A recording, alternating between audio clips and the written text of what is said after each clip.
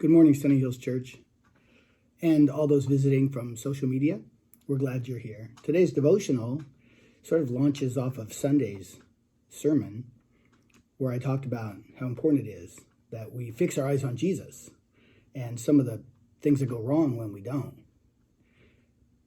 Today, I want to look at another thing that goes wrong when we don't. In Romans chapter 5, Paul says, "Therefore, since we have been justified by faith, we have peace with God." Justified by faith, we have peace with God. And he just argued in chapter 4, if we're trying to be justified by our performance, by works of law or merit, then we cannot be at peace. And so it has to be by God's grace through faith. But religious people, somehow we end up focusing on performance. We fix our eyes on performance. We become evaluators of each other to try to see who's in and who's out. And that turns into self-righteousness. It turns into judgmentalism and hypocrisy. And so Jesus, he tells us not to do this in Matthew chapter 7, part of the Sermon on the Mount. He says, don't be like this. Excuse me. Because we want to be on Jesus' side.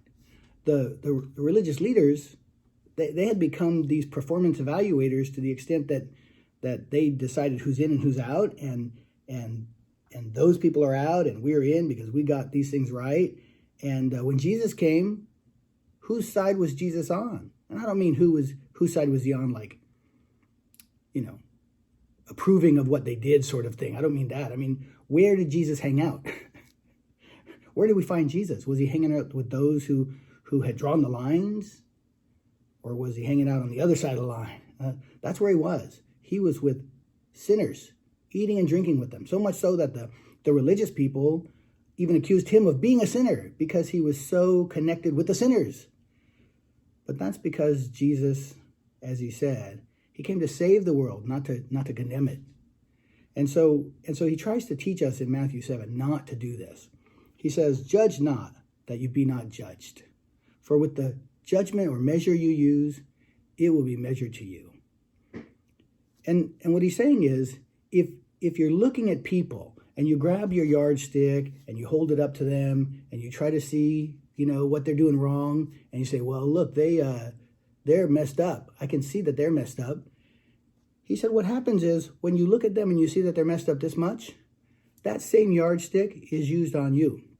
Some people think that he's saying that God's going to use that yardstick on you. Why would God use my yardstick? He has his own. So what happens is we end up judging ourselves by the same rule.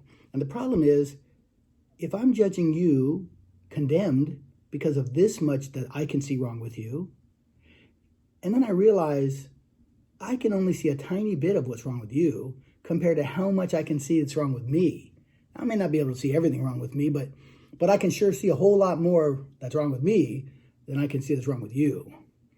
And so he goes on to say, why do you see the speck in your brother's eye and pay no attention? I have a speck here, believe it or not.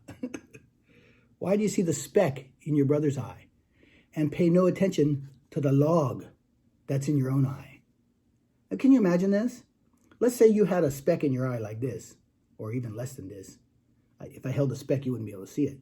But let's say you had this little speck in your eye, and we were in a room, a gathering, and I came, I saw you having a problem with your eye, and I came, bounding across the room with this big old log sticking out of my head, knocking people over, trying to get to you. And I come up to you and I say, hey, I happen to be an expert at getting wood out of eyes. Let me help you with that speck. How ridiculous is that? Jesus has a real sense of humor. It's just ridiculous. You're not going to let me help you because you can see that I have no idea how to get wood out of eyes. And so this is what he's saying. He says, you hypocrite, first take the log out of your own eye, and then you'll see clearly to take the speck out of your brother's eye. Now, how do I get the log out of my eye? If what I'm looking at, the speck, is your sin, and I'm looking at the log and that's my sin, how do I get that log out? Well, I can't just stop sinning. I mean, I wish I could.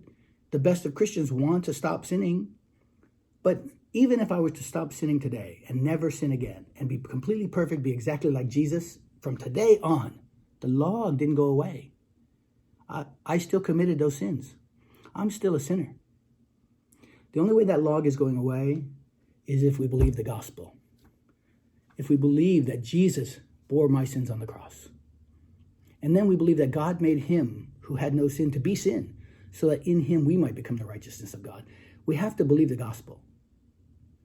And what it does is, it doesn't mean we'll never sin again. It means sin no longer has the power to judge and condemn us.